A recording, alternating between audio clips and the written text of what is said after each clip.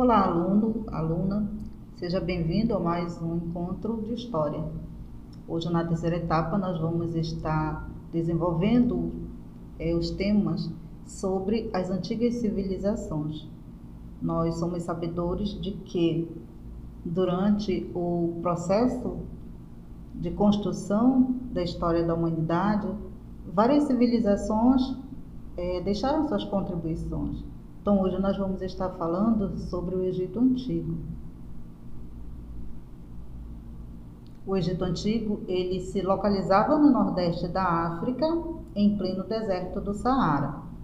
A civilização egípcia se desenvolveu às margens do rio Nilo, que transformou o Egito Antigo em um imenso oásis com mais de 1.000 quilômetros de comprimento. Então, você pode observar que o Egito Antigo, ele tinha 4 limitações. Ao norte, o mar Mediterrâneo; ao sul, o Sudão; a leste, o Mar Vermelho; e a oeste, o deserto da Líbia. Então, dentro do Egito, o rio Nilo, ele tinha uma grande importância. O Vale do Rio Nilo compreendia o Alto Egito, que eram as terras do sul, e o Baixo Egito, as terras do norte. O Rio Nilo, ele desembocava no Mar Mediterrâneo. Então, durante os meses de junho a outubro, as águas do Nilo, elas depositavam uma espécie de adubo natural que nós chamávamos, ele era chamado de humus. Então, quando as águas das cheias baixavam, as margens do rio, elas tornavam-se propícias para a agricultura. Então, nesse período, quando essas margens elas estavam propícias para a plantação, os camponeses eles iniciavam a semeadura daqueles produtos que iam servir para o alimento deles e também para o comércio.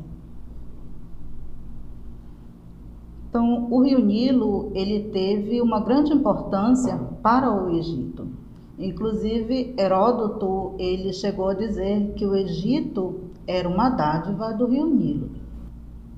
Por que Heródoto dizia que o Egito era uma dádiva do Nilo, Porque o Nilo, ele possibilitava o desenvolvimento do Antigo Egito, que a civilização toda se desenvolveu ali às margens. Então, através de um sistema, era possível que eles aproveitassem aquela água para o cultivo de toda a agricultura.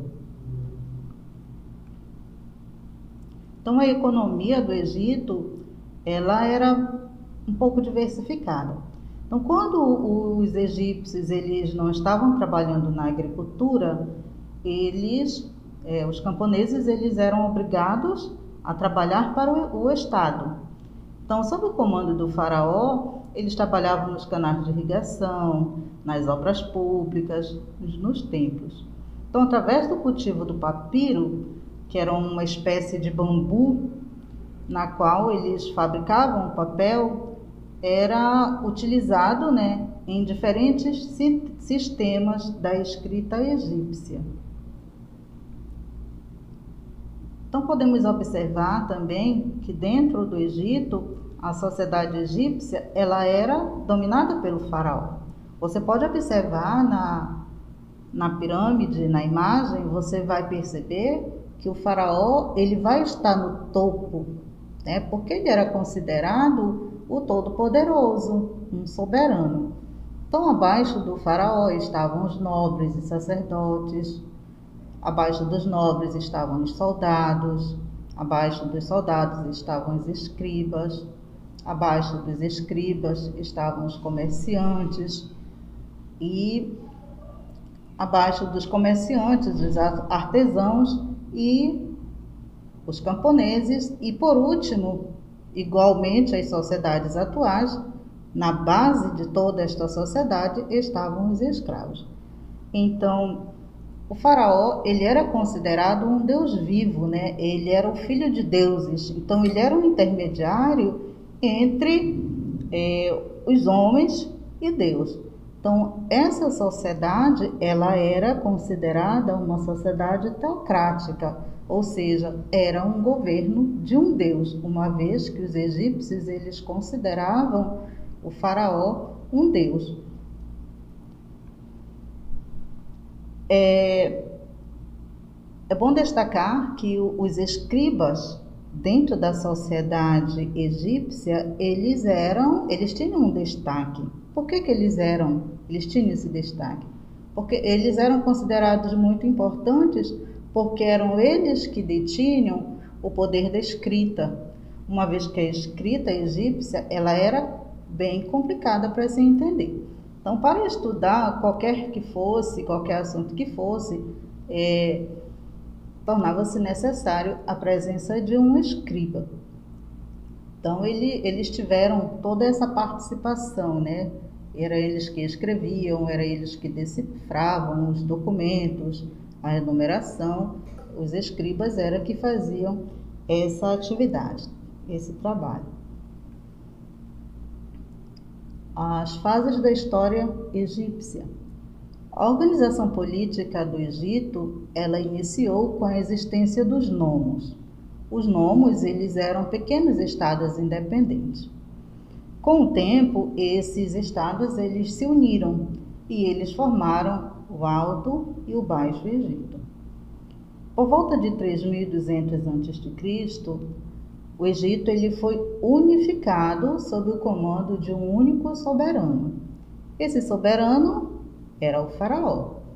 E o responsável pela unificação entre o Alto Egito e o Baixo Egito foi o faraó Menes. Então, a organização do Estado egípcio, no decorrer de sua história, ela vai estar dividida em 4 períodos principais. O Antigo Reino, o Médio Reino, o Novo Reino e a Baixa Época. Vejamos cada um deles. No Antigo Reino, ocorreu entre 2800 a.C. e 2150, aproximadamente, né, esse período. O Egito foi um estado pacífico e dedicado à construção de obras de drenagem, irrigação, isso tudo feito sob o controle do faraó. Então é nesse período aí que as pirâmides elas vão ser construídas, né? As grandes pirâmides de Quéops, Quefren, Miquerinos. Então o antigo reino ele terminou devido ao enfraquecimento da autoridade do faraó diante do poder dos grandes proprietários de terra e dos diversos chefes de nomos. O Médio Reino ocorreu entre 2040 e 1783 a.C. Então, nesse período, Tebas foi escolhido como capital e os príncipes do Alto Egito restauraram a unidade política do império. Foi um período de prosperidade e boa administração. O Médio Império ele terminou por causa de agitações políticas internas que enfraqueceram o território, possibilitando o domínio dos Íxos, povo nômade de origem asiática. O Novo Reino. O Novo Reino ele ocorre entre 1550 a.C. a 1070. Então, nesse período, a cidade de Tebas, ela torna-se a capital do reino. Os Íxodos, eles foram expulsos e o Egito ele passa a ser marcado por numerosas conquistas. Porém, essas agitações internas e vão ocorrer também algumas invasões e faz-se com que esse novo reino ele tenha sua decadência. Já a Baixa Época, ela foi marcada por inúmeras invasões de povos estrangeiros, que conquistaram sucessivamente. Então, pelos assírios, em 670 a.C., os persas, em 525 a.C., os gregos, 332 a.C., e os romanos, 30 a.C. Então, todos esses povos estrangeiros, eles foram conquistando, né, os espaços dentro dessa baixa época no Egito Antigo. Então, o Egito, ele tem um legado cultural. Então, eles deixaram várias contribuições. Na escrita, eles desenvolveram 3 sistemas diferentes. O hieróglifo, que ele é considerado sagrado e ele é usado pelos sacerdotes, que é esse primeiro aqui. Depois tem o erático, que ele é bem mais complexo e ele vai ser utilizado somente pelos escribas. Nós vimos antes que os escribas, eles eram os detentores do saber da escrita. E o demótico, ele já vai ser mais simples, né? Quem vai ter conhecimento dele são os populares, né? É a população em geral. Então, esses só foram decifrados após acharem, no final do século XVIII, a Pedra de Roseta. Na religião, no Egito, eles eram politeístas e antroposomórfica. Politeísta porque eles acreditavam em diversos deuses. Então desempenhavam um papel muito importante na vida dos antigos egípcios. O Egito era uma civilização teocêntrica, ou seja, praticamente tudo o que eles faziam girava em torno da religião. Então, grande parte de suas crenças e rituais, eles foram incluídos no livro sagrado, chamado o Livro dos Mortos. Assim, eles acreditavam numa vida após a morte. Então, devido a eles acreditarem nessa vida após a morte, essa crença ela era representada com frequência nas pinturas e nos objetos deixados nas tumbas. Então, para garantir que a passagem para outra vida, eles desenvolveram as técnicas de mumificação. Então, dentre as várias formas de túmulos construídos, as pirâmides certamente foram as maiores. Elas serviam geralmente de descanso para os faraós e continham vários objetos pessoais, que os egípcios eles acreditavam que aquilo iria garantir o conforto do soberano lá na eternidade. Então, os egípcios também eles tinham uma grande quantidade de deuses. Esses deuses eles tinham funções e aspectos variados. Então, dentre estes, alguns estavam ligados à morte e ao enterro das pessoas, que é o caso de Osíris. Aí nós podemos observar que tem vários deuses aqui nessa imagem. Osíris, que era o deus da vida após a morte.